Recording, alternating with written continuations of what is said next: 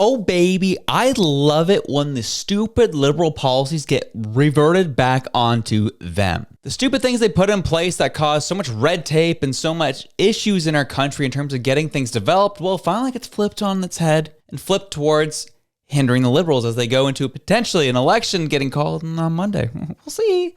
And so that's what is today's story, is Danielle Smith using the impact assessment on the emissions cap proposed by the Liberal government, and the results of that assessment have come to be. And Danielle Smith wasted no time in putting out what those results are from the PBO themselves, and how disastrous this emissions cap being proposed would be on Alberta energy and on Canadian jobs altogether. So we'll get into that, and we'll get into the White House calling out Quebec and their tax rates. Woo, baby. It's getting spicy up in here. We're looking forward to getting into all of it. But first, we got some homies who are dropping some love on the show. First off, we have Bouchard, who says, thank you for your shows. We really appreciate you, Bouchard. Thank you for dropping some love on the show. We have Beth, who said, great videos. Keep up the good work. Beth, thank you so much. It means so much. Really appreciate it. And then we have Kara, who said, go on and get some Dockside donuts. You have earned it. And that, Kara, very much appreciate the love. And you know my internal love for those Dockside donuts. Shout out Dockside, my favorite donuts on the planet. They are fantastic. The woman who runs it is an amazing, amazing individual. So let's get into the story, shall we? So as I said, the Impact Assessment Act that came in 2019. Oh, babe, we like seeing that flipped. So what we got is the impact assessment of the oil and gas emissions cap. And the highlights that came out of this, Ms. Danielle Smith wasted no time in sharing. In her long tweet, she says, for years, provinces, businesses, industry leaders, along with numerous independent reports have found that the federal government's proposed oil and gas emissions cap will hurt Canadians, damage our economy, and cost jobs. Over and over, the federal government has dismissed and ignored these concerns. Now, the independent parliamentary budget officers, scathing analysis beyond a doubt that this cap will hurt Canadians. It will cut oil and gas production by 5%, or over 245,000 barrels a day. It'll eliminate over 54,000 jobs from Canada's economy and cut $20 billion from our GDP by 2032, all while global emissions increase at the same time. The federal government cannot claim to support the energy sector and highlighted its importance to trade with the United States while undercutting it at the same time. Alberta is working to diversify our customer base and get more barrels to Tidewater to maximize the value of our exports, but this policy is blatant hypocrisy at a time when Canadians are uniting on supporting a stronger energy sector. This cap must be scrapped immediately for the good of the country. The evidence is clear. The federal government's proposed emissions cap is unconstitutional, bad for the economy, and bad for Canadians. We urge the next elected prime minister to abandon the extreme and ideological cap. It has never been clearer that we must grow and expand our energy sector as part of uniting Canada and ensuring a strong and independent economy. And here is the highlights from it. The PBO says Liberal government production cap will slash oil and gas protection by almost 5%, eliminate over 40,000 jobs, and reduce GDP by $20 billion. My friends, this is what we call the Liberal effect. Awful ideological policies that are not based in anything in reality are now going to be hindering jobs and will hurt Canadians more and more. They'll point across the border and say it's Donald Trump's fault that he puts tariffs on us, yet we put tariffs on ourselves essentially with the carbon tax. Oh, but we're scrapping it. Are we? Are we? Yeah, we're scrapping it so you can't see it on your bill anymore. But you do know it's going on, as Carney has promised, it's going to be going on the manufacturer, who will pass that down to us because it's technically a tariff on the manufacturer. Oh, I thought tariffs were bad. No, but tariffs are only good if we apply it to ourselves. We are run by absolute activists and crazies. That is the reality. But what I thought was most interesting about this was, yes, Danielle Smith had her say on this, but it was what her Minister of Environment had to say, retweeting Danielle's post. She lights it up here, folks. For months, Guilbeault has said that his oil and gas gap would not cut production. Today, the Parliamentary Budget Office exposed him for what he is, a liar. Stephen Guilbeault must resign. And to that, I agree. Fire him. Get him out. But we know for a fact that Guilbeault is nice and close to Carney and will likely be part of the next cabinet. And that has been one of the complaints and criticisms of this new infused Liberal Party is Carney's cabinet is going to look oddly similar to Trudeau's cabinet. What's going to happen here this week, right? Friday, we're going to see Carney sworn in. But he's going to be sworn in as the Liberal leader. There's word on the street that he's going to keep the designate title. And he's going to name his cabinet on Friday. Then Monday, next week is going to come around. And the Liberals will be calling an election. Oh, baby. We'll see how it all goes. So it is interesting seeing this PBO report come out saying that this is not good. This isn't good. We got to scrap this completely. And you know what's going to happen?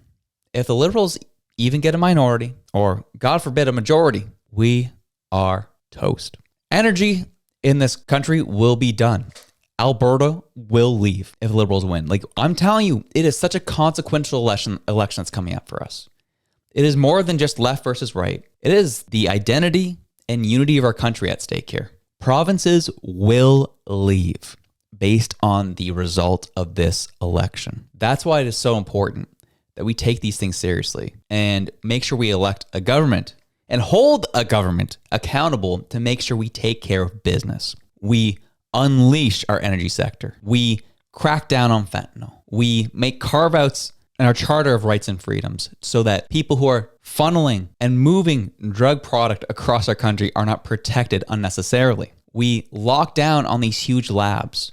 We get it out of our country. We kick China out of our country. It is so very important because China is all wrapped up in the Liberal Party, as we all know very well. And as this 51st state rhetoric ramps up with the United States here, this is one thing I do want to keep in mind is look at these stats again. How many jobs are going to be lost? How much money is going to be lost with these awful liberal policies? And how much of it has already happened and has already transpired? My friends, what I keep hearing from my lefty friends is like, well, but Josh, but jobs have grown steadily over the past 5 years. I don't understand why everyone hates Trudeau. Well, let's look at the status of those jobs, shall we? Between February 2020 and July 2022, the Canadian public sector added approximately 366,000 jobs, accounting for 86.7% of all new employment during this period. During that period, over 86% of new jobs created was from the public sector. Sounds like fun.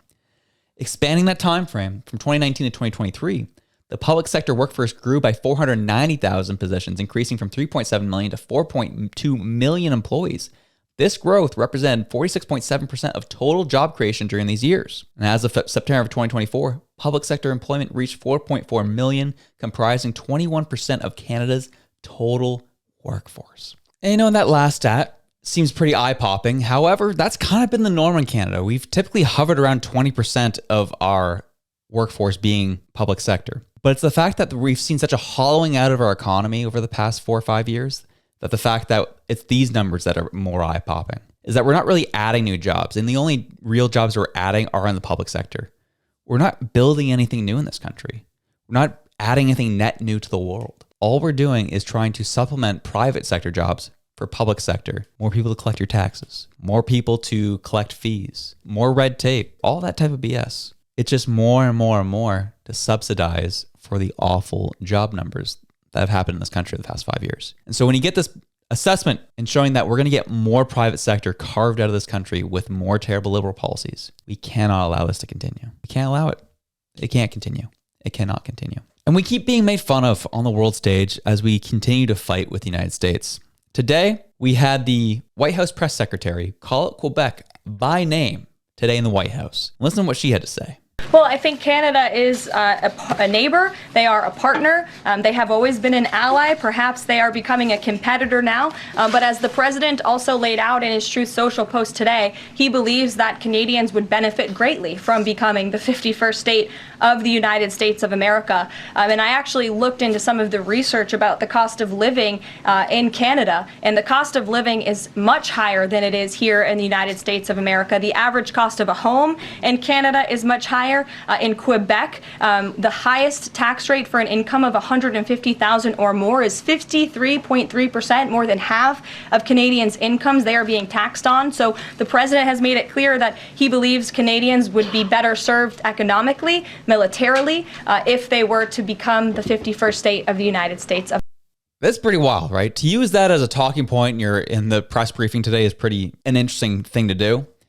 But it does make us look really bad when we're seeing such a deterioration of services across our country. We're seeing anger levels increase. We're seeing depression levels increase. We're seeing hopelessness increase. We are seeing a Canada that's not the once great country it was. And when we tout things like our healthcare, and then you see the numbers coming of how miserable Canada has been and the way it's and the direction it's been going lately, and then you hear that stat, you become a laughingstock on the world stage. Wait, you guys hate your lives up there and you're paying that much tax? Well, that's why you're so miserable. The government keeps taking your money and does nothing with it except for pack their own pockets. And that's what we've seen. $60 million Arrive Can app, $11 million here, $40 million here. Scandal there, scandal here, SNC this, Green Slush Fund that. When we become insular, like I know a lot of people can, it's really like it's frustrating to look at, but then you start comparing it into what's going on and how people can view you. You start realizing how corrupt everything is and how it really, really needs to change. We can't allow the Liberals just to switch face and continue on as they have been with the same cabinet, same members, same people, Katie Telford, Gerald Butts, Marco Mendocino, Stephen Guilbeault, all these jabronis, they got to go. It's time to fire them all, Canada. Keep focused, keep an eye on what's going on, and my friends, we are likely going to be here in election on Monday. Anyways, have yourselves a good one. I'm out.